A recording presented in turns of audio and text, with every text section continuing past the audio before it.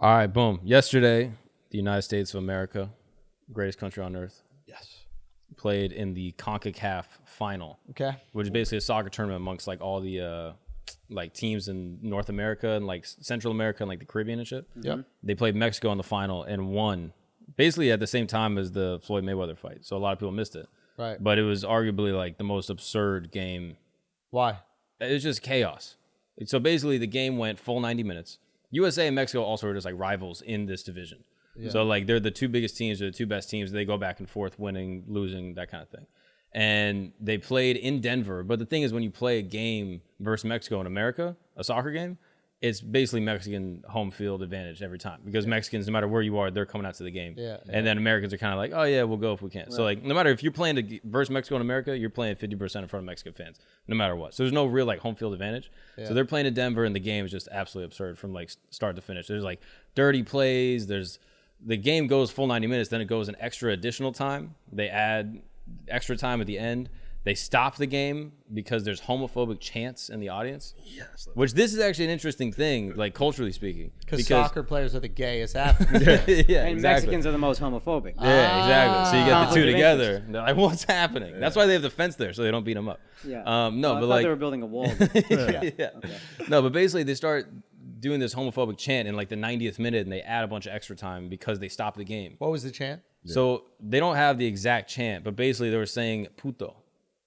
Ugh. And that's where it gets weird because it's just calling a male. It's a male bitch. Yeah. Puto. But apparently there's a translation that kind of translates to we the F use word. it in the same way that we would use the word maggot with an F, but it translates literally to male bitch. Yeah. Because puta is bitch. Mm-hmm. So you're a puto. So it's used in the same way, but it's not literally the same word. Right.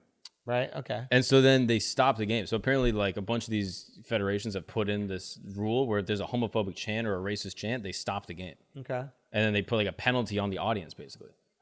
Which is kind of like a wild rule that I don't know if it exists in other sports. How's that a penalty on the audience? Because they said we're not playing the game until you guys stop. It was the only way to like the true diehard fans like in Europe, like was the only way to like really threaten them. But how do you penalize the audience? Like they're not playing. Because you don't play the game. Yeah, now you can't watch the game. They paid money to watch the game, and if they continue to chant, we're just gonna not play. You're giving the audience too much power because now my team's behind, or say they look winded and shit like that. Oh, let's just start some racist shit. Yeah. Give them a little timeout, and then they back into shit. Yeah. Yeah. No. That's what some people say they might have been doing because it was in the 90th minute, game was tied up. Oh. And then they start this chant, and they're like, all right, what's happening? Okay, so then what happens? So it goes into extra time. Christian Pulisic, the legend, scores a penalty kick in like the 116th minute. Okay. Puts the team ahead. And then right before that, the American goalkeeper got subbed out because he got injured. So they put in the substitute keeper who's like from Denver, like grew up there. And in like 5 minutes left in the game, Mexico gets a PK. He saves it. What's a PK? What's a PK? Penalty kick. Okay. He saves it like off the line, like the most absurd thing ever. There's like a streaker that runs on the field. Yeah. There's another goal that Mexico scored that they took back. Like the game just had everything. There were fights. Like crazy about this story.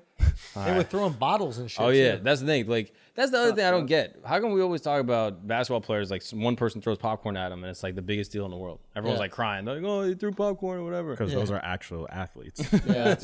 And then at the soccer game, they're literally at the corner. One of the best players on the men's team got hit in the head with a bottle, like a glass bottle, hit him in the head, and then they kept playing. You know what the wildest part of that is? I still don't want to watch soccer. Yeah. Like that was this is the craziest match ever. That sounds crazy, yo. Yeah. I like it. You got to watch good soccer, football. I like it. I still think it's cool. I just want to know who were they calling a bitch out on the American team. And what was he doing? And was he being a bitch? Yeah. Because all those soccer players are some putos, yeah, right? they are. Like the way they when they fall on the ground and shit like no. that, flailing, always grabbing their ankle and then playing 2 minutes later. There's a bunch of putos. They are grabbing their ankles. Grab their ankles. Yeah, I don't know. I think that's some puto shit. But anytime America wins, I'm about it. So this is awesome. Shouts to Christian Pulisic. We got to have him on a podcast. He's a rising star, huh? Kid's a legend. He won he just won recently. Won the Champions League a week ago.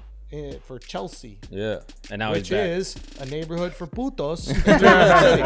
So maybe they were right. Maybe it worked out the whole time.